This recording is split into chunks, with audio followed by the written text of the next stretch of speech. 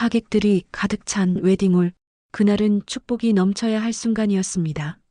하지만 한 남자의 외침이 모든 것을 멈춰 세웠죠. 이 결혼하면 안 돼! 신랑과 신부는 충격에 얼어붙고 한 노인은 외쳤습니다. 너희 둘은 피가 섞였다!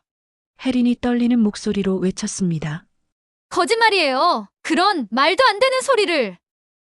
30년 전 은폐된 죽음, 입양으로 감춰진 혈연, 그리고 오늘 핏줄이 만든 복수극. 지금부터 시작됩니다. 잠깐 구독과 좋아요는 여러분들의 공감을 뜻합니다. 서울 강남구 청담동. 높이 솟은 유리 건물들 사이로 검은색 벤츠가 조용히 미끄러져 들어갔습니다. 차 안에서 서혜리는 창밖을 바라보며 깊은 한숨을 내쉬었죠. 오늘도 아버지가 정해놓은 스케줄대로 정해놓은 길을 따라 움직이는 하루였습니다. 혜린아, 오늘 저녁엔 도영이와 웨딩홀 최종 점검이지? 운전석에서 강명도 회장의 목소리가 들려왔어요. 65세의 나이에도 여전히 카리스마 넘치는 그의 음성은 언제나 명령조였습니다. 모든 게 완벽해야 해. 우리 현정 그룹의 체면이 걸린 일이니까. 네, 아버지. 혜리는 고개를 끄덕였지만 마음 한구석에선 무언가 답답한 감정이 올라왔어요. 33년을 살면서 단 한 번도 자신의 의견을 당당하게 말해본 적이 없었거든요. 아버지의 뜻이 곧 그녀의 뜻이었고 아버지가 정해놓은 틀 안에서만 움직여야 했죠. 현정그룹 본사에 도착하자 직원들이 일제히 인사를 했습니다. 안녕하십니까? 혜린 이사님. 그들의 시선 속엔 존경과 두려움이 섞여 있었어요. 혜리는 늘 그랬듯 차가운 미소로 응답했습니다. 감정을 드러내는 건 약함의 표시라고 아버지가 어릴 때부터 가르쳐 왔거든요. 엘리베이터 안에서 혜리는 자신의 모습을 거울로 확인했어요. 완벽하게 정돈된 헤어스타일, 흠잡을 데 없는 정장, 그리고 표정 하나 변하지 않는 얼굴. 마치 인형 같다는 생각이 들었죠. 아름답지만 생명력이 없는 누군가의 손에 의해 만들어진 완벽한 인형 말이에요. 회장실 문을 열자 아버지가 서류를 보며 기다리고 있었습니다. 결혼식 준비는 어떻게 되어가고 있지? 강명도는 안경을 벗으며 물었어요. 언론에서도 관심이 많더라. 현정 그룹의 상속녀와 평범한 의대생의 결혼이라니 신데렐라 스토리라며 떠들썩하던데. 혜리는 자리에 앉으며 답했습니다. 모든 준비는 차질 없이 진행되고 있어요.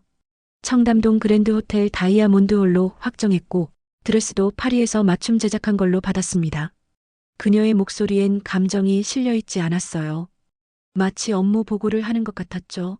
그래, 잘했다. 그런데 혜린아, 아버지가 잠시 말을 멈췄습니다.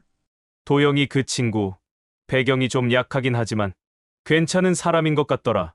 너를 진심으로 아끼는 것 같고 말이야. 처음으로 혜린의 얼굴에 미소가 번졌어요. 진짜 미소였죠. 네, 도영 오빠는 정말 좋은 사람이에요.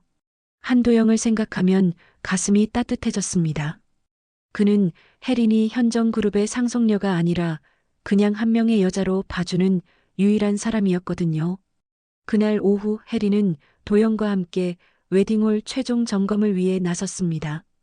청담동 그랜드 호텔의 다이아몬드홀은 정말 화려했어요.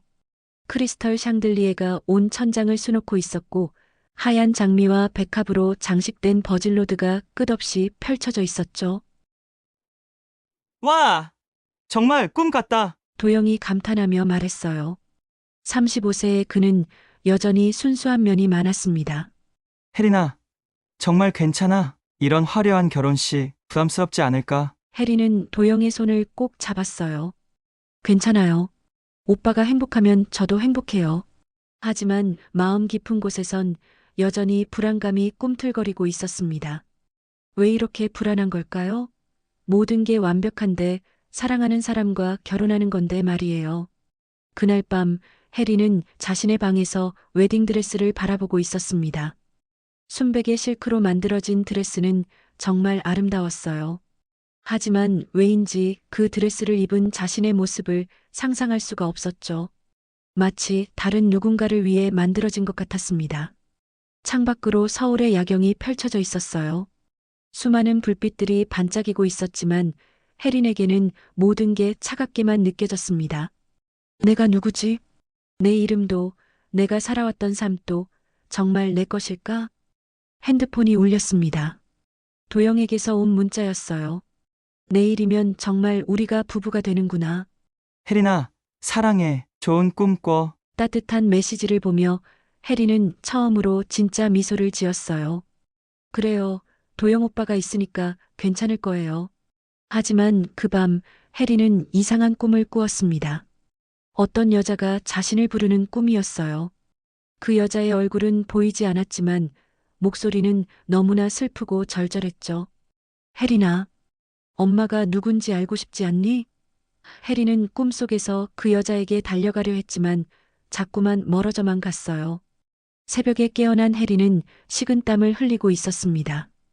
가슴이 두근거렸고 무언가 중요한 걸 놓치고 있다는 느낌이 들었어요. 하지만 그게 뭔지는 알 수 없었죠. 다만 한 가지 확실한 건 내일의 결혼식이 자신의 인생을 완전히 바꿔놓을 거라는 예감뿐이었습니다. 결혼식 당일 아침 혜리는 일찍 잠에서 깼습니다.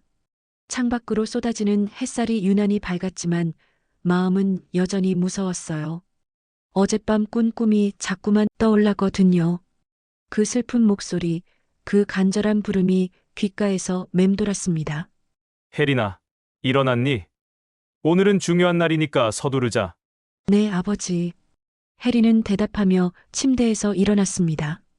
거울 속 자신의 모습을 보니 얼굴이 창백해 보였어요. 화장으로 그려야겠다는 생각이 들었죠. 청담동 그랜드 호텔은 이른 아침부터 분주했습니다. 웨딩 플래너들이 마지막 점검을 하고 있었고 플로리스트들은 꽃 장식을 완벽하게 정리하고 있었어요. 혜리는 신부 대기실에서 헤어와 메이크업을 받으며 거울을 바라봤습니다. 점점 화려해지는 자신의 모습이 낯설게 느껴졌어요. 정말 아름다우세요. 혜린 양, 메이크업 아티스트가 감탄하며 말했습니다. 신랑분이 보시면 기절하실 것 같아요. 한편 도영은 남자 대기실에서 턱시도를 입으며 긴장하고 있었어요. 거울 속 자신을 보니 정말 꿈만 같았습니다. 평범한 의대생인 자신이 현정그룹의 상속녀와 결혼한다니요. 하지만 그건 혜린의 배경 때문이 아니었어요. 그저 혜린이라는 사람 자체를 사랑했거든요. 오후 2시 하객들이 하나둘씩 도착하기 시작했습니다. 정계와 재계의 유명 인사들, 언론사 사장들, 그리고 수많은 기자들까지. 청담동 그랜드 호텔 로비는 순식간에 화려한 사교장으로 변했어요. 플래시가 터지고 사람들의 웅성거림이 가득했습니다. 현정그룹 상속녀의 결혼식이니까 정말 화려하네요. 신랑이 의대생이라던데 어떤 사람일까요? 강 회장님 딸이니까 분명 훌륭한 분을 고르셨을 거예요. 하객들의 수군거림 속에서 결혼식이 시작되려 하고 있었어요. 사회자가 마이크를 잡고 식장으로 나왔고 웨딩 마치가 흘러나오기 시작했죠. 모든 게 완벽했습니다. 그런데 바로 그때였어요. 잠깐만요. 갑작스럽게 로비 쪽에서 큰 소리가 들려왔습니다. 사람들이 웅성거리기 시작했고 보안 요원들이 분주하게 움직였어요. 무슨 일인지 궁금해하는 하객들의 시선이 모두 한 곳으로 향했습니다. 허름한 점퍼를 입은 노인 한 명이 보안 요원들을 뿌리치며 로비로 뛰어들어왔어요. 그의 모습은 이곳의 화려함과는 전혀 어울리지 않았습니다. 70세 정도로 보이는 그 노인의 얼굴엔 절박함이 가득했어요. 이 결혼하면 안 돼. 노인이 목청껏 외쳤습니다. 순간 식장이 조용해졌어요. 수백 명의 하객들이 모두 그 노인을 바라봤습니다. 웨딩 마치도 멈췄고 신부 대기실에 있던 혜린도 소음을 듣고 나와봤어요. 저기 누구야? 미친 사람 아닌가? 어떻게 여기까지 들어온 거지? 하객들이 수군거리는 사이 강명도 회장이 분노에 찬 얼굴로 나타났습니다. 당장 저 사람을 끌어내! 그의 목소리는 얼음장처럼 차가웠어요. 하지만 노인은 물러서지 않았습니다. 오히려 더 큰 소리로 외쳤어요. 강명도 내가 한 짓을 다 알고 있어. 저 혜린이가 누구 딸인지도. 뭐? 강 회장의 얼굴이 순간 굳어졌습니다. 노인은 계속해서 소리쳤어요. 30년 전 장미진을 기억해! 네가 죽인 그 여자를! 그 순간 혜린의 얼굴이 하얗게 변했습니다. 장미진. 어디서 들어본 이름이었어요. 아주 어릴 때 꿈에서 들었던 것 같은 이름이었습니다. 이 정신병자! 강 회장이 보안 요원들에게 소리쳤어요. 당장 끌어내라고! 하지만 노인은 마지막 한마디를 던졌습니다. 도영아! 도영아! 그가 신랑 대기실 쪽을 바라보며 외쳤어요. 넌 내 아들이다. 그리고 저 혜린이와 너는 피가 섞였어. 그 말에 식당은 완전히 아수라장이 되었습니다. 기자들의 카메라 플래시가 미친 듯이 터졌고 하객들은 술렁이기 시작했어요. 도영이 대기실에서 뛰어나왔습니다. 그의 얼굴엔 충격이 가득했어요. 아버지, 그가 떨리는 목소리로 노인을 불렀습니다. 그래, 도영아 나다. 내 아버지 안태수야. 노인의 눈에서 눈물이 흘러내렸어요. 미안하다. 이렇게라도 막아야 했어. 혜리는 그 자리에서 주저앉을 뻔했습니다. 도영의 아버지? 그리고 나하고 도영 씨 피가 섞였다고? 무슨 소리인지 전혀 이해할 수 없었어요. 거짓말이에요. 혜린이 떨리는 목소리로 외쳤습니다. 그런 말도 안 되는 소리를. 하지만 한태수는 혜린을 바라보며 말했어요. 아이야, 넌 장미진의 딸이야. 도영이의 이복 동생이고. 그의 목소리는 확신에 차 있었습니다. 강명도의 얼굴은 이미 분노로 일그러져 있었어요. 당장 이자를 끌어내! 명예훼손으로 고소할 거야! 보안 요원들이 한태수를 끌고 나가려 했지만 그는 마지막으로 소리쳤습니다. 도영아, 진실을 찾아. 내 어머니 장미진이 어떻게 죽었는지. 결혼식은 완전히 엉망이 되었어요. 하객들은 웅성거렸고 기자들은 흥미진진한 표정으로 이 모든 상황을 지켜봤습니다. 혜린과 도영은 서로를 바라보며 말을 잃었어요. 캐리나, 도영이 다가가려 했지만 혜린은 고개를 저었습니다. 잠깐만요. 혜린의 목소리는 떨리고 있었어요. 이게 다 무슨 소리인지. 그날 결혼식은 취소되었습니다. 언론은 대서특필했고 현정그룹의 주가는 폭락했어요. 하지만 정작 중요한 건 따로 있었습니다. 혜린과 도영, 그리고 30년 전에 죽은 장미진이라는 여자에 대한 진실 말이에요. 그날 밤 혜린은 자신의 방에서 웨딩드레스를 바라보며 눈물을 흘렸습니다. 모든 게 무너져 내린 것 같았어요. 자신이 누구인지, 도영과의 관계는 무엇인지 아무것도 확실하지 않았습니다. 결혼식이 엉망이 된 다음 날 혜린은 잠들지 못한 채 새벽을 맞았습니다. 눈 밑에 다크서클이 짙게 드리워져 있었지만 거울을 볼 여유도 없었어요. 머릿속엔 어제 그 노인이 외쳤던 말들이 계속 맴돌고 있었어요. 장미진, 피가 섞였다. 내 어머니를 죽인 놈. 모든 게 악몽 같았습니다. 혜린아, 아침이야. 아버지의 목소리가 문 너머로 들려왔어요. 하지만 평소와 다르게 조심스러웠습니다. 내려와서 이야기 좀 하자. 혜리는 무거운 몸을 이끌고 식당으로 내려갔어요. 강명도는 이미 식탁에 앉아 커피를 마시고 있었습니다. 그의 얼굴은 어제보다 훨씬 굳어 보였어요. 아버지, 혜린이 조심스럽게 말을 꺼냈습니다. 어제 그 사람이 한 말들이 혹시 정말인가요? 강명도는 커피잔을 내려놓으며 차갑게 말했습니다. 정신병자의 헛소리에 휘둘리면 안 된다. 그런 말들에 신경 쓰지 마라. 하지만 혜린의 마음은 이미 결정되어 있었어요. 제 출생에 대해 알고 싶어요. 정말로요. 그녀의 목소리는 떨렸지만 단호했습니다. 그날 오후 혜린은 아버지가 외출한 틈을 타서 집안을 뒤지기 시작했어요. 30년 넘게 살아온 이 집에서 자신에 대한 진실을 찾아보겠다는 마음이었죠. 서재, 침실, 심지어 창고까지 모든 곳을 뒤졌지만 별다른 단서는 없었어요. 그러다 아버지 서재의 금고를 발견했습니다. 어릴 때부터 절대 건드리면 안 된다고 했던 그 금고 말이에요. 혜리는 망설였지만 진실을 알고 싶은 마음이 더 컸습니다. 아버지의 생일을 비밀번호로 입력해보니 의외로 쉽게 열렸어요. 금고 안에는 여러 서류들이 정리되어 있었습니다. 회사 관련 서류들, 부동산 문서들, 그리고 맨 아래쪽에서 낡은 봉투 하나를 발견했어요. 봉투 겉면에는 혜린이라고 적혀 있었습니다. 떨리는 손으로 봉투를 열어보니 입양 증명서가 들어 있었어요. 거기엔 장미진이라는 이름이 침모로 기재되어 있었습니다. 혜린은 그 순간 온몸에 소름이 돋았어요. 어제 그 노인이 말했던 바로 그 이름이 있거든요. 장미진. 혜린은 그 이름을 조용히 불러봤습니다. 왠지 익숙한 느낌이 들었어요. 마치 오래전부터 알고 있던 이름 같았습니다. 더 자세히 서류를 들여다보니 입양 날짜가 적혀 있었어요. 1994년 3월 15일. 혜린이 5살 때였습니다. 그리고 입양 사유란에는 부모 사망이라고 적혀 있었죠. 그때 갑자기 어릴 때 기억이 떠올랐어요. 5살이었던 혜린이 보육원에서 아버지를 처음 만났던 날 말이에요. 그때 아버지가 했던 말이 생각났습니다. 이제부터 네가 내 딸이야. 혜린아, 아빠가 널 지켜줄게. 하지만 지금 생각해보니 이상했어요. 왜 하필 자신을 선택했을까? 보육원에는 입양을 기다리는 아이들이 많았는데 말이에요. 혜린은 급히 인터넷을 검색해봤습니다. 장미진이라는 이름으로 말이에요. 몇 개의 오래된 기사들이 검색되었어요.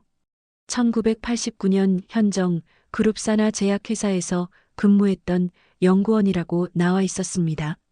한 기사를 클릭해보니 더 충격적인 내용이 적혀 있었어요. 현정 제약 연구원 장미진 씨 의문의 투신 자살, 불법 임상실험 의혹 제기했던 연구원 숨져. 날짜는 1989년 8월 3일이었습니다. 혜린의 손이 덜덜 떨렸어요. 자신의 친어머니가 아버지 회사에서 일했고 뭔가를 폭로하려다가 죽었다는 거였나요? 그리고 그 5년 후에 아버지가 자신을 입양했다고? 한편 도영은 아버지 한태수를 만나기 위해 구치소로 향했습니다. 어제 결혼식장에서 난동을 부린 죄로 구속된 상태 있거든요. 30년 만에 만난 아버지, 하지만 상황은 최악이었어요. 아버지, 도영이 유리창 너머로 아버지를 바라봤습니다. 정말 그 말들이 다 사실인가요? 한태수는 아들을 보며 눈물을 흘렸어요. 미안하다, 도영아. 30년 동안 너한테 말 못한 게 너무 미안해. 그럼 정말 제가 장미진이라는 분의 아들이에요. 그리고 혜린이와 저는 그래. 너희 어머니는 장미진이었어. 우리는 연인 사이였고, 너를 임신했을 때 결혼하려고 했었지. 태수의 목소리는 슬픔으로 가득했습니다.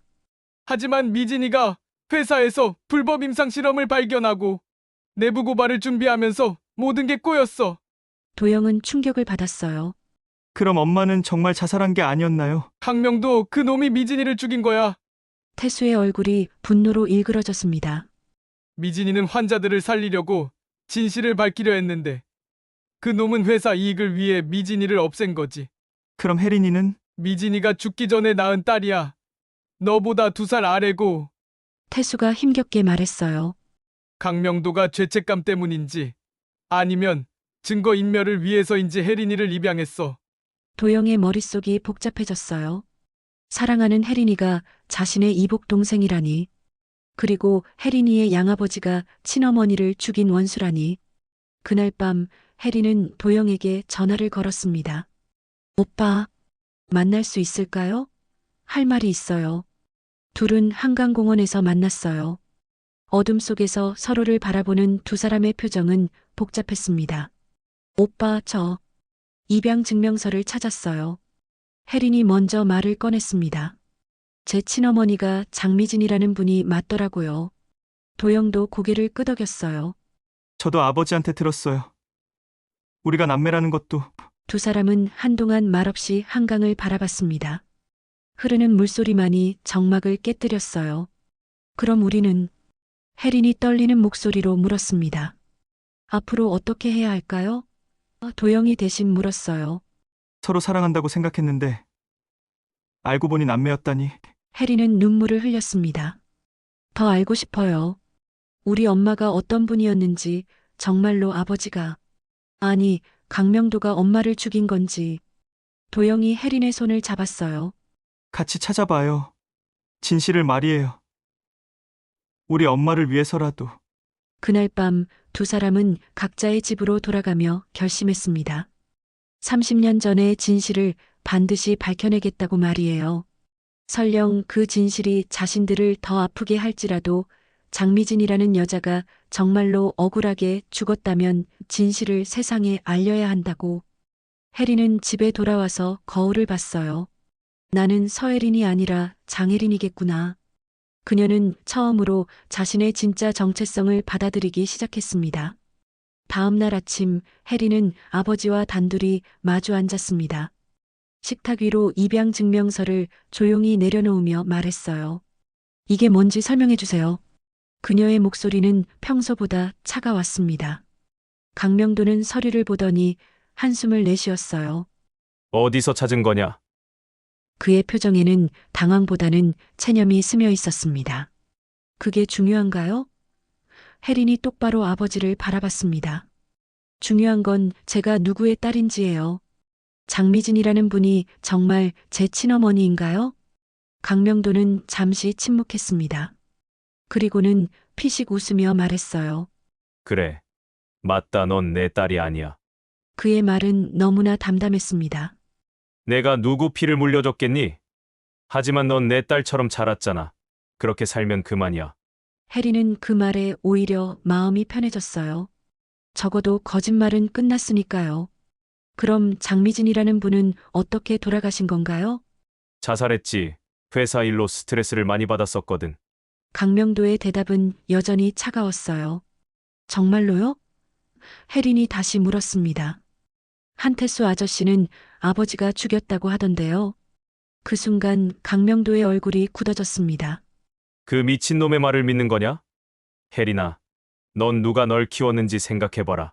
내가 30년 동안 널 키워줬는데 이제 와서 날 의심하는 거냐? 하지만 혜린의 마음은 이미 결정되어 있었어요. 죄송하지만 진실이 알고 싶어요. 제 친어머니가 어떤 분이었는지, 정말로 어떻게 돌아가신 건지요. 강명도가 일어서며 소리쳤습니다. 그만해! 더 이상 이런 말 하지 마! 그의 목소리는 분노로 떨렸어요. 넌 지금까지 현정그룹의 상속녀로 살아왔잖아. 그걸로 충분하다고. 아니에요. 혜린도 일어서며 맞섰습니다. 전 더 이상 거짓으로 살고 싶지 않아요. 제 진짜 이름을 찾고 싶어요. 그날 오후 강명도는 긴급 이사회를 소집했습니다. 현정그룹 임원들이 모두 모인 회의실에서 그는 차분히 말했어요. 최근 우리 회사에 대한 악의적인 루머가 돌고 있습니다. 30년 전 일을 끄집어내서 우리를 흔들려는 세력이 있어요. 회장님, 구체적으로 어떤 루머인가요? 한 임원이 물었습니다. 과거 임상실험 관련해서 말이 많더라고요. 하지만 이미 검찰 수사도 끝났고 법적으로 아무 문제 없었던 일입니다. 강명도의 목소리는 확신에 차 있었어요. 우리는 흔들리지 말고 원래 하던 대로 하면 돼요. 회의가 끝난 후 강명도는 개인적으로 법무팀장을 불렀습니다. 한태수 그 자를 허위사실 유포죄로 고소해라. 그리고 언론사들에 연락해서 이 일을 더 이상 다루지 않도록 해. 알겠습니다, 회장님. 그런데 혜린 양은 어떻게 하시겠습니까? 강명도의 얼굴이 어두워졌습니다. 혜린이도 관리해야겠어. 더 이상 이상한 소리 못하게 말이야. 한편 혜린은 도영과 함께 국립도서관에서 30년 전 신문 기사들을 뒤지고 있었어요. 마이크로필름으로 보존된 오래된 신문들을 하나하나 확인하는 작업이었습니다. 아, 여기 있어요. 도영이 흥분하며 말했습니다. 1989년 8월 4일자 기사예요. 혜린이 급히 다가가서 기사를 읽어봤어요. 현정제약연구원 장미진, 한강에서 시체로 발견, 동료들 평소 우울증 없었다. 증언, 회사 측 개인적 문제로 인한 극단적 선택 발표. 이상해요. 혜린이 말했습니다. 우울증이 없었다고 했는데 자살이라니. 더 찾아보니 흥미로운 기사가 나왔어요.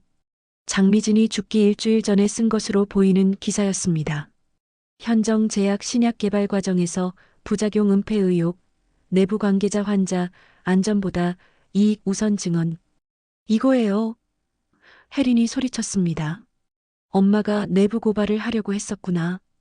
기사를 더 자세히 보니 장미진이 현정제약에서 개발 중이던 항암제의 부작용 데이터를 조작했다는 의혹을 제기했다고 나와 있었어요.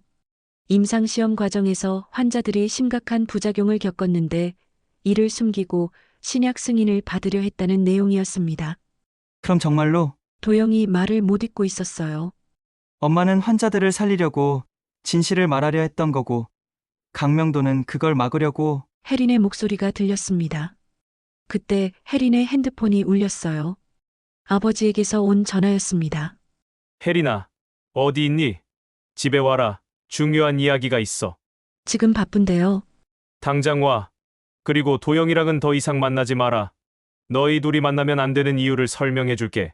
전화가 끊어진 후 혜린과 도영은 서로를 바라봤어요. 뭔가 불길한 예감이 들었습니다. 혜린아, 조심해. 도영이 걱정스럽게 말했어요. 혹시 모르니까 내가 같이 갈게. 아니에요. 저 혼자 가볼게요. 이제 더 이상 숨길 수도 없을 것 같아요. 혜린이 집에 도착했을 때 강명도는 서재에서 기다리고 있었어요. 그의 앞에는 여러 서류들이 놓여 있었습니다. 앉아라. 강명도가 차갑게 말했습니다. 이제 진실을 다 말해 줄게. 혜린은 조심스럽게 자리에 앉았어요. 강명도는 서류 중 하나를 집어들며 말했습니다. 장미진은 정말 내 친어머니가 맞다. 하지만 그 여자는 미친년이었어. 그의 목소리는 점점 차가워졌어요. 회사 기밀을 외부에 유출하려 했거든. 환자 몇 명 죽은 게 뭐가 중요하다고 난리를 쳤지. 그래서 엄마를 죽인 거예요? 혜린이 떨리는 목소리로 물었습니다. 강명도가 비웃으며 답했어요. 죽였다고? 그 여자가 스스로 뛰어내린 거야. 나는 그냥 좀 위협했을 뿐이지. 그는 마치 사소한 일인 양 말했습니다. 그리고 너, 원래는 같이 없애려고 했는데 불쌍해서 키워준 거야. 혜린은 온몸이 떨렸어요. 자신을 30년 동안 키워준 사람이 친어머니를 죽인 사람이라니. 그리고 나도 죽이려 했다니. 이제 알았으니까 더 이상 이상한 짓 하지 마라. 강명도가 마지막으로 말했습니다. 넌 내 딸로 살다가 내 딸로 죽어야 해. 그게 내 운명이야. 그날 밤 혜린은 자신의 방에서 모든 걸 정리했어요. 이제 더 이상 이 집에서 이 이름으로 살 수는 없었습니다. 진짜 자신을 찾고 어머니의 억울함을 풀어드려야 했어요. 그날 밤 혜린은 가방에 필요한 물건들을 챙기며 집을 떠날 준비를 했습니다. 30년 동안 살아온 이 집이지만 이제는 더 이상 자신의 집이 아니라는 걸 깨달았어요. 거울 속 자신을 바라보며 마지막으로 서혜린이라는 이름의 작별을 고했습니다. 새벽 4시 혜린은 조용히 집을 나섰어요. 도영에게 미리 문자를 보내둔 상태였습니다. 진실을 찾기 위해 떠나요. 걱정하지 마세요. 도영은 잠을 이루지 못하고 있다가 혜린의 문자를 보고 급히 밖으로 뛰어나왔어요. 약속 장소인 한강공원에서 혜린을 기다리고 있었습니다. 정말 집을 나온 거예요? 도영이 걱정스럽게 물었습니다. 네. 더 이상 그 사람 딸로 살 수 없어요. 혜린의 목소리는 단호했습니다. 우리 엄마를 죽인 사람과 한 집에서 살 수는 없어요. 두 사람은 우선 도영의 작은 원룸으로 향했어요. 의대생인 도영이 혼자 살고 있는 곳이었습니다. 비좁고 초라했지만 혜린에게는 그 어떤 호화로운 집보다 편안하게 느껴졌어요. 여기서 당분간 지내요. 도영이 말했습니다. 전 병원 실습 때문에 바깥에서 자는 날이 많아서요. 고마워요, 오빠. 혜린이 처음으로 도영을 오빠라고 불렀어요. 이제 정말로 남매가 된 기분이었습니다. 며칠 후 혜린은 도영과 함께 장미진의 과거 동료들을 찾아다니기 시작했어요. 30년이 지났지만 당시 현정제약에서 함께 일했던 사람들 중 몇 명은 아직 살아 있었습니다. 첫 번째로 만난 사람은 현정제약 전 연구원 박미숙이었어요. 지금은 60대가 된 그녀는 혜린의 얼굴을 보자마자 눈물을 흘렸습니다. 어머, 세상에 미진이 닮았네요. 박미숙이 떨리는 목소리로 말했어요. 정말 미진이 딸이 맞나요? 네, 저는 장혜린이에요. 엄마에 대해 알고 싶어서 왔어요. 박미숙은 한참을 망설이다가 입을 열었어요. 미진이는 정말 좋은 사람이었어요. 환자들을 위해서라면 뭐든 했죠. 그때 우리가 개발하던 신약에 문제가 있다는 걸 발견했을 때도 어떤 문제였나요? 임상시험 과정에서 환자 12명이 간부전으로 사망했어요. 하지만 회사에서는 이걸 숨기고 신약 승인을 받으려 했죠. 미진이는 이 사실을 식약처에 신고하려고 했어요. 혜린의 가슴이 뛰었어요. 그럼 엄마는 정말 환자들을 구하려고 했던 거네요. 맞아요. 하지만 강명도 회장이 미진이를 불러서 협박했어요. 당신과 태수 씨를 해치겠다고 말이에요. 박미숙의 증언에 따르면 장미진은 죽기 전날 밤 박미숙에게 전화를 걸어 이상한 말을 했다고 해요. 미숙아, 혹시 내가 없어지면 내 아이들을 부탁해. 강명도가 뭔가 무서운 계획을 세우고 있는 것 같아. 그게 엄마의 마지막 말씀이었나요? 혜린이 눈물을 흘리며 물었습니다. 그 다음날 한강에서 시체로 발견됐어요. 하지만 전 자살이 아니라고 생각해요. 미진이는 절대 그런 사람이 아니었거든요. 그날 저녁 혜린과 도영은 박미숙의 증언을 정리하며 이야기를 나눴어요. 이제 확실해졌어요. 장미진은 환자들을 위해 진실을 밝히려다가 강명도에 의해 살해당한 것이 분명했습니다. 우리가 이 사실을 세상에 알려야 해요. 혜린이 말했습니다. 엄마의 억울함을 풀어드려야죠. 하지만 도영은 걱정스러웠어요. 강명도가 가만두지 않을 거예요. 그 사람은 30년 전에도 사람을 죽였는데 지금도 뭘 할지 몰라요. 그때 혜린의 핸드폰이 울렸어요. 모르는 번호에서 온 전화였습니다. 여보세요? 혜린아, 아버지다. 차가운 목소리가 들려왔어요. 집에 돌아와라. 마지막 기회다. 싫어요. 전 더 이상 아버지의 딸이 아니에요. 그래? 그럼 도영이 어떻게 될지 궁금하지 않니? 강명도의 목소리에 위협이 담겨 있었어요. 한태수처럼 감옥에 보낼 수도 있고 아니면 혜린은 전화를 끊어버렸어요. 하지만 마음이 불안했습니다. 강명도가 도영에게 해를 끼칠 수도 있었거든요. 오빠, 우리 서둘러야 해요. 혜린이 급하게 말했습니다. 강명도가 오빠를 위협했어요. 다음 날 혜린과 도영은 언론사를 찾아갔어요.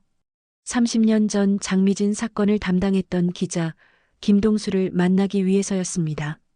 그는 지금은 정년퇴직했지만 여전히 진실을 찾는 일에 열정을 가지고 있었어요. 장미진 사건이라. 김동수가 옛 기억을 더듬었습니다.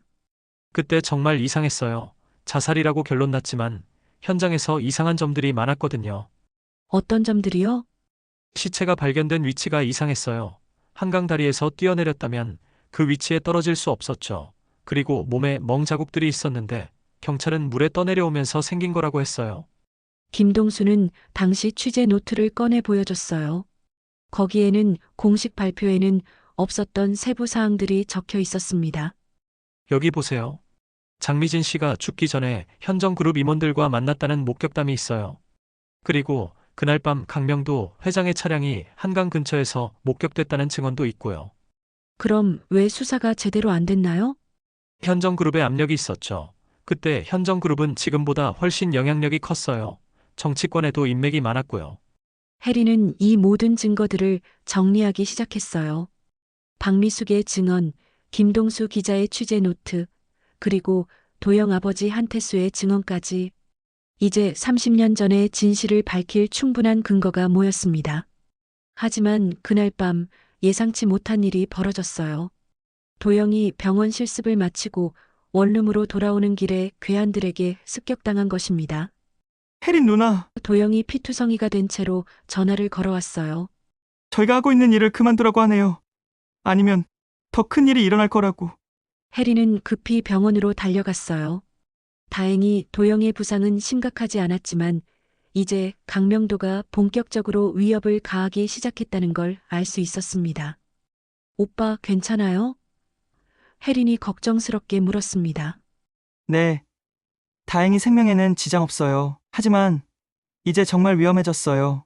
혜린은 도영의 손을 꽉 잡았어요. 포기할 수 없어요. 엄마를 위해서라도, 그리고 앞으로 더 이상의 피해자가 생기지 않도록 하기 위해서라도 끝까지 가야 해요. 병원 복도에서 두 남매는 서로를 바라보며 다시 한번 다짐했습니다. 강명도의 위협에 굴복하지 않고 반드시 진실을 세상에 알리겠다고 말이에요. 도영이 습격당한 다음 날 해리는 중요한 결정을 내렸습니다. 더 이상 숨어서는 안 된다는 걸 깨달았어요. 오빠, 저 기자회견을 열려고 해요. 혜린이 병상의 도영에게 말했습니다. 모든 걸 공개할 거예요. 너무 위험해요. 도영이 걱정했지만 혜린의 마음은 이미 굳어져 있었어요. 이틀 후 혜린은 시민단체 사무실에서 기자회견을 열었습니다. 현정 그룹 상속녀의 폭로라는 소식에 수많은 기자들이 몰려들었어요. 저는 장혜린입니다. 혜린이 마이크 앞에 섰어요. 30년 동안 서혜린이라는 거짓 이름으로 살았지만 이제 진실을 말하겠습니다. 플래시가 터지는 가운데 혜린은 차분히 말을 이어갔습니다. 제 친어머니 장미진은 1989년 현정제약에서 신약의 치명적 부작용을 발견했습니다. 임상시험 중 12명이 사망했는데 강명도 회장은 이를 숨기고 신약 승인을 받으려 했어요. 어머니가 이를 폭로하려 하자 살해했습니다. 기자들이 술렁였어요. 혜린은 준비해온 증거들을 공개했습니다. 동료의 증언서, 취재 기록, 그리고 한태수의 진술서까지 30년 동안 숨겨진 진실입니다. 어머니는 환자들을 구하려다 죽임당했어요. 기자회견이 끝나고 몇 시간 후 이상한 일이 벌어졌습니다. 혜린의 폭로를 보도한 언론사들이 하나둘씩 기사를 삭제하기 시작한 것이에요. 현정그룹의 압력 때문이었습니다. 그날 밤 혜린이 도영의 원룸에서 혼자 있을 때였어요. 갑자기 문이 열리며 검은 옷의 남자 둘이 들어왔습니다. 장혜린 씨죠? 강 회장님이 만나고 싶어 하십니다. 그들의 목소리는 차갑고 위협적이었어요. 싫어요. 혜린이 핸드폰을 꺼내려 했지만 남자들이 더 빨랐습니다. 핸드폰을 빼앗고 혜린을 강제로 끌고 나갔어요. 1시간 후 혜린은 현정 그룹 본사 최고층 강명도의 사무실에 앉아 있었습니다. 오랜만에 다시 마주한 그는 여전히 차가운 미소를 짓고 있었어요. 오랜만이구나, 혜린아. 강명도가 말했어요. 아니, 이제 장혜린이라고 불러야 하나? 왜 이런 짓을 해요? 진실이 그렇게 두려우세요? 강명도가 비웃었어요. 진실은 승자가 만드는 게 진실이야. 그리고 난 항상 승자였거든? 엄마를 죽이고도 그런 말을 할 수 있어요? 장미진은 회사를 망치려고 했어. 수천 명의 생계를 위협했다고. 강명도의 목소리가 차가워졌어요. 환자 몇 명 때문에 말이야. 혜린은 분노로 떨었어요. 사람 목숨을 그렇게 쉽게 생각해요? 세상은 원래 그런 거야. 강한 자가 살아남고 약한 자는 죽는 거지. 강명도가 창밖을 바라보며 말했어요. 내 어머니는 약했고 난 강했어. 그래서 지금 난 여기 있고 장미진은 저 아래 흙 속에 있는 거야. 그 순간 혜린은 깨달았어요. 이 사람에게는 정말로 양심이라는 게 없다는 걸. 강명도가 서류 하나를 혜린 앞에 내밀었어요. 이 서류에 사인해. 오늘 기자회견은 정신착란으로 인한 착각이었다고 정정 발표하는 거야. 절대 안 해요. 그래. 그럼 도영이는 어떻게 될까? 강명도의 눈에서 위험한 빛이 번뜩였어요. 어제는 가볍게 경고만 했는데 다음엔 정말 죽일 수도 있어. 혜린의 마음이 흔들렸어요. 도영의 안전이 걱정됐거든요. 하지만 이렇게 굴복하면 어머니의 억울함은 영원히 묻힐 거예요. 생각할 시간을 줄게. 강명도가 일어서며 말했어요. 내일까지 답을 들려줘. 그리고 도영이한테는 더 이상 연락하지 마. 오늘부터 넌 여기서 지내는 거야. 혜린은 현정 그룹 본사 게스트룸에 갇혔어요. 문 밖에는 경비원이 지키고 있었고 핸드폰도 빼앗긴 상태였습니다. 완전히 고립된 것이었죠. 그날 밤 혜린은 창밖의 도시 불빛을 바라보며 어머니를 생각했어요. 엄마, 어떻게 해야 할까요? 오빠 때문에 포기해야 하는 걸까요? 하지만 그때 바람 소리와 함께 어머니의 목소리가 들리는 것 같았어요. 혜린아, 진실은 반드시 승리한다. 포기하지 마라. 혜린은 두 손을 꽉 쥐었어요. 엄마, 절대 포기하지 않을게요. 어떤 일이 있어도 엄마의 억울함을 풀어드릴게요. 창밖에서 바람이 불어와 커튼을 흔들었어요. 마치 어머니가 대답하는 것 같았습니다. 혜리는 결심했어요. 내일 강명도에게 당당히 맞서겠다고, 도영을 지키면서도 진실을 포기하지 않는 방법을 찾아내겠다고. 긴 밤이 지나가고 있었지만 혜린의 의지는 더욱 단단해져만 갔습니다. 다음 날 아침 강명도가 게스트룸으로 혜린을 찾아왔습니다. 그의 손에는 어젯밤과 같은 서류가 들려 있었어요. 밤새 잘 생각해봤지? 강명도가 차갑게 웃으며 말했어요. 현명한 선택을 했기를 바란다. 혜린은 강명도를 똑바로 바라봤습니다. 한치의 흔들림도 없었어요. 제 대답은 변하지 않았어요. 절대 사인하지 않을 거예요. 강명도의 얼굴이 일그러졌습니다. 정말 고집이 세구나. 그럼 도영이 어떻게 되든 상관없다는 거냐? 오빠는 제가 지킬 거예요. 하지만 엄마를 배신할 수는 없어요. 그때 강명도의 핸드폰이 울렸어요. 전화를 받은 그의 얼굴이 점점 굳어졌습니다. 뭐라고? 지금 당장 확인해봐. 강명도가 소리쳤어요. 전화를 끄는 강명도는 혜린을 노려봤습니다. 내가 뭔 짓을 한 거야? 무슨 말씀이세요? 인터넷에 30년 전 자료들이 모두 공개됐어. 장미진 사건 관련 내부 문서까지. 혜린은 놀랐어요. 자신은 갇혀 있었는데 누가 그런 일을 한 걸까요? 강명도가 급히 사무실로 뛰어가자 혜린도 따라갔어요. 거대한 모니터에는 인터넷 뉴스가 떠 있었습니다. 현정 그룹 30년 전 은폐 사건 추가 증거 공개, 장미진 연구원 살해 의혹, 결정적 증거 등장. 이게 뭐야?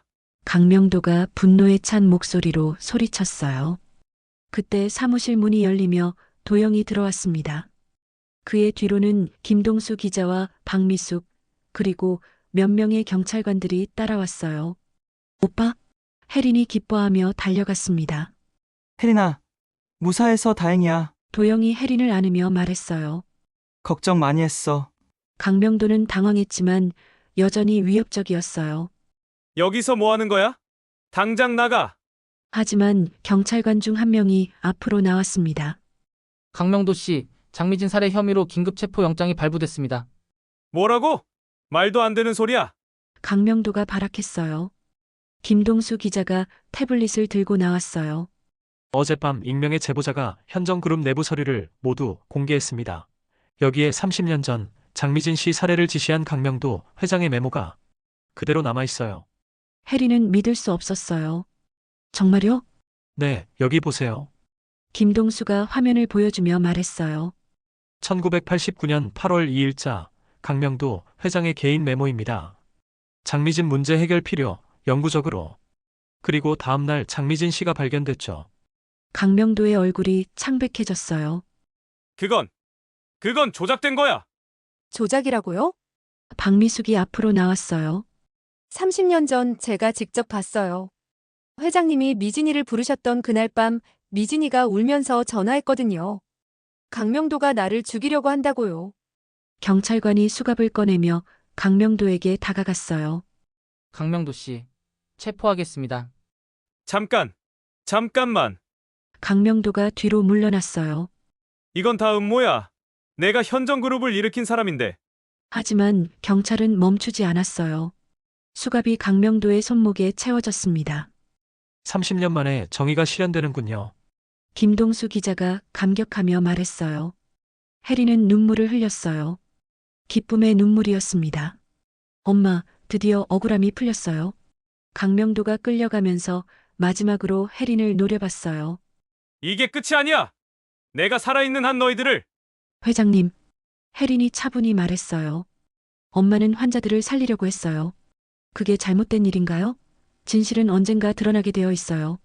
강명도는 더 이상 할 말이 없었어요. 그는 그렇게 경찰차에 실려 사라졌습니다. 사무실이 조용해진 후 혜린은 도영에게 물었어요. 오빠 어떻게 내부 문서를 구한 거예요?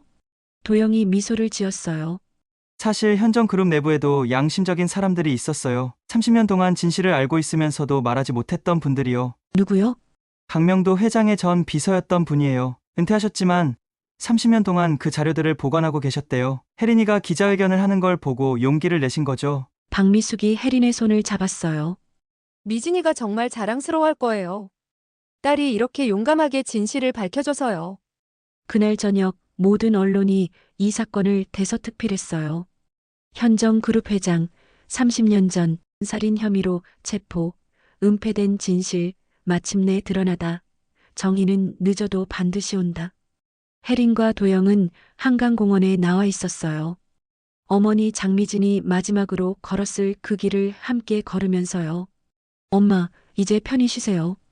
혜린이 한강을 바라보며 속삭였어요. 엄마, 30년 동안 억울하셨죠? 이제 모든 사람이 엄마가 얼마나 훌륭한 분이었는지 알게 됐어요. 도영도 고개를 숙였어요. 어머니, 늦었지만 아들이 진실을 밝혀드렸어요. 앞으로는 어머니의 이름으로 당당하게 살겠습니다. 그때 하늘에서 따뜻한 바람이 불어왔어요. 마치 장미진이 두 아이를 축복하는 것 같았습니다. 오빠, 이제 우리 어떻게 살까요? 혜린이 물었어요. 난 의사가 되는 꿈은 포기할 수 없어. 어머니처럼 환자들을 살리는 의사가 되고 싶어. 도영이 말했어요. 그럼 혜린이는 저도 결정했어요. 혜린의 눈에 새로운 빛이 들어 있었어요. 현정그룹은 제가 이어받을 거예요. 하지만 강명도처럼 이익만 추구하는 회사가 아니라 정말로 사람을 살리는 회사로 만들 거예요. 좋은 생각이야. 어머니가 원하셨던 그런 회사로요. 두 남매는 서로를 바라보며 미소를 지었어요. 이제 더 이상 비밀도 거짓도 없었습니다. 그들은 장미진의 아이들로서 당당하게 세상을 살아갈 수 있게 되었어요. 한강 위로 석양이 지고 있었어요. 30년 만에 찾아온 진정한 평화였습니다. 어둠이 걷히고 빛이 비치는 순간이었죠. 혜리는 마지막으로 하늘을 올려다봤어요. 엄마, 사랑해요. 그리고 고마워요. 저에게 포기하지 않는 법을 가르쳐 주셔서요. 바람이 다시 한번 불어왔고 혜리는 확신했어요. 어머니가 자신을 축복하고 있다는 걸 느꼈어요. 시간이 지나 6개월 후 혜리는 현정그룹 회장실에 앉아 있었습니다. 벽에는 장유진의 사진이 걸려 있었고 환자 중심의 의료라는 새로운 경영 철학이 적힌 액자가 놓여 있었어요. 회장님, 오늘 재판 결과가 나왔습니다. 비서가 보고했어요. 어떻게 됐나요? 강명도 전 회장에게 무기징역이 선고됐습니다. 혜리는 잠시 창밖을 바라봤어요. 30년 동안 아버지라고 불렀던 사람, 동시에 친어머니를 죽인 원수, 복잡한 기분이었습니다. 그때 문이 열리며 도영이 들어왔어요. 의사 가운을 입은 그의 모습이 의젓해 보였습니다. 혜린아, 오늘 수술은 성공적이었어. 도영의 얼굴에는 뿌듯함이 가득했어요. 어머니가 원하셨던 일을 하고 있어서 기분이 좋아. 저도 그래요. 현정그룹이 이제 정말로 사람을 살리는 회사가 되어가고 있어요. 나도 특별한 소식이 있어. 도영이 웃으면서 말했어요. 한태수 아버지께서 가석방 승인을 받으셨어. 다음 주에 나오신대. 혜린의 눈이 밝아졌어요. 정말이요? 그럼 이제 오빠도 30년 만에 아버지와 제대로 된 시간을 보내실 수 있겠네요. 일주일 후 한태수가 출소했어요. 30년 만에 자유의 몸이 된 그는 많이 늙어 있었지만 눈에는 여전히 온화함이 남아 있었습니다. 혜린아, 한태수가 혜린을 보며 눈물을 흘렸어요. 미안하구나. 30년 동안 널 지켜주지 못해서. 괜찮아요, 아저씨. 덕분에 진실을 밝힐 수 있었어요. 내 어머니가 정말 자랑스러워할 거야. 한태수가 혜린의 손을 잡았어요. 셋은 함께 장유진의 묘소에 갔어요. 한태수가 30년 만에 연인의 무덤 앞에 섰을 때 그의 눈에서 눈물이 멈추지 않았습니다. 유진아, 미안하다. 내가 너무 늦었지? 한태수가 떨리는 목소리로 말했어요. 우리 아이들이 이렇게 잘 자랐단다. 너처럼 정의롭고 용감하게. 그리고 한 달 후 장유진 추모관 개관식이 열렸어요. 수많은 사람들이 찾아왔습니다. 의료진들, 환자들, 그리고 진실을 사랑하는 모든 사람들이요. 혜린이 개관식을 위해 단상에 올라가 연설을 시작했어요. 30년 전 한 여성이 환자들을 구하기 위해 목숨을 바쳤습니다. 제 어머니 장유진 박사입니다. 혜린의 목소리는 떨렸지만 분명했어요. 어머니는 이익보다 생명이 소중하다고 믿으셨어요. 청중들이 박수를 쳤어요. 이 추모관은 단순히 과거를 기리는 곳이 아닙니다. 미래를 약속하는 곳입니다. 다시는 이익 때문에 환자의 생명이 위험해지는 일이 없도록 하겠습니다. 박수 소리가 더욱 커졌어요. 도영과 한태수도 뿌듯한 표정으로 혜린을 바라봤습니다. 개관식이 끝난 후 혜린은 혼자 추모관 안을 걸었어요. 벽에는 장유진의 사진들이 전시되어 있었습니다. 환자들과 함께 웃고 있는 어머니의 모습이 특히 인상적이었어요. 엄마, 저 잘하고 있죠? 혜린이 어머니의 사진에 말을 걸었어요. 그때 도영이 다가왔어요. 혜린아, 나 결혼하려고 해. 도영이 수줍게 말했어요. 병원에서 만난 간호사분이야. 혜린이 깜짝 놀라며 기뻐했어요. 정말요? 축하해요. 어머니도 기뻐하실 거예요. 너는 어때? 혜린이 웃으며 말했어요. 아직은 일이 더 중요해요. 현정그룹을 완전히 바꾸는 게 먼저죠. 그날 밤 혜린은 회장실에서 새로운 신약 개발 계획을 검토하고 있었어요. 이번에는 정말로 환자 안전이 최우선이었습니다. 창밖으로 도시의 불빛들이 보였어요. 30년 전 어머니가 바라봤을 같은 풍경이었습니다. 하지만 이제는 모든 게 달랐어요. 진실이 승리했고 정의가 실현됐거든요. 혜린은 어머니의 사진을 바라보며 말했어요. 엄마, 이제 정말 편히 쉬세요. 딸이 엄마의 꿈을 이루어 드릴게요. 그때 갑자기 창문이 열리며 따뜻한 바람이 불어들어왔어요. 서류들이 살짝 날리면서 장유진의 사진 위로 떨어졌습니다. 마치 어머니가 딸을 안아주는 것 같았어요. 혜린은 눈물을 흘리며 웃었어요. 엄마, 보고 계시죠? 저희가 해냈어요. 30년 만에 진실을 밝혀냈어요. 그때 밤하늘에 별들이 반짝이고 있었어요. 그중 가장 밝은 별 하나가 혜린을 향해 빛나고 있었습니다. 저 별은 분명 어머니였을 거예요. 혜린은 마지막으로 다짐했어요. 엄마, 약속드릴게요. 저는 앞으로 엄마의 정신을 이어받아서 현정그룹을 통해 더 많은 생명을 구하겠어요. 그때 바람이 다시 한번 불어왔고 혜린은 확신했어요. 어머니가 자신을 축복하고 있다는 것을요. 30년 만에 찾은 진실, 그리고 새로 시작된 희망의 이야기. 장유진의 정신은 딸을 통해 영원히 살아갈 것입니다. 여러분, 가슴을 울리는 드라마 어떠셨나요? 30년 만에 밝혀진 진실. 여러분이라면 혜린의 입장에서 어떻게 하셨을까요? 혜린이 복수보다 정의를 선택한 것 어떻게 생각하세요? 강명도 같은 인물 현실에도 있다고 생각하시나요? 댓글로 의견 들려주세요. 마지막까지 시청해주신 여러분 정말 감사드립니다. 좋아요와 구독으로 응원해주세요. 구독자 여러분을 위해 더 재미있는 이야기로 돌아올게요. 감사합니다.